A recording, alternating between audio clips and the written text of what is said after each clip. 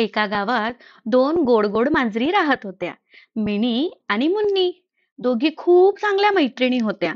पण कधी कधी छोट्या छोट्या गोष्टींवरून दोघींचं भांडण व्हायचं. जसं आपलं होतात. एके दिवशी सकाळी त्या दोघी अन्न शोधायला बाहेर गेल्या. चालता चालता अचानक त्यांना रस्त्यांच्या कडेला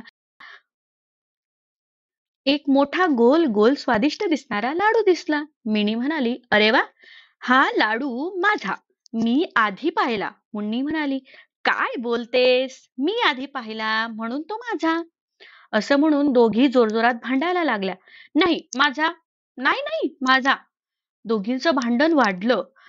काही निर्णय होत नव्हता. शेवटी मिनी म्हणाली, "चल, आपण एखाद्या शहाण्या प्राण्याकडे जाऊ आणि त्याला विचारू." मुन्नीने मान डोलवली.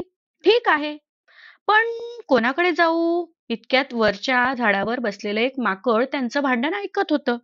माकड म्हणालं, "ए मांजरींनो, मी ऐकलं ग तुमचं भांडण. मी न्याय देतो बर का."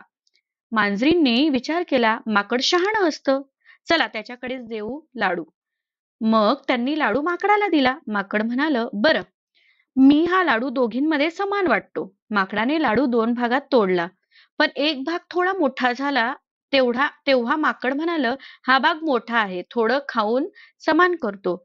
त्याने मोठ्या भागातून थोडा तुकडा खाऊन घेतला. आता दुसरा भाग परत मोठा झाला. मग माकड म्हणालं, "अरे हा भाग मोठा आहे. याचं थोडं खाऊन समान करतो." असं करत करत माकड दोन्ही भागांमधून खाऊ लागलं. मिनी आणि मुन्नी आश्चर्याने बघत राहिला. कधी हा तुकडा तर कधी तो तुकडा. थोड्याच वेळात माकडाने सगळाच लाडू खाऊन टाकला. मग माकड म्हणालं, "आता दोन्ही भाग समान झाले." आणि झाडावर उडी मारून पडून गेलं.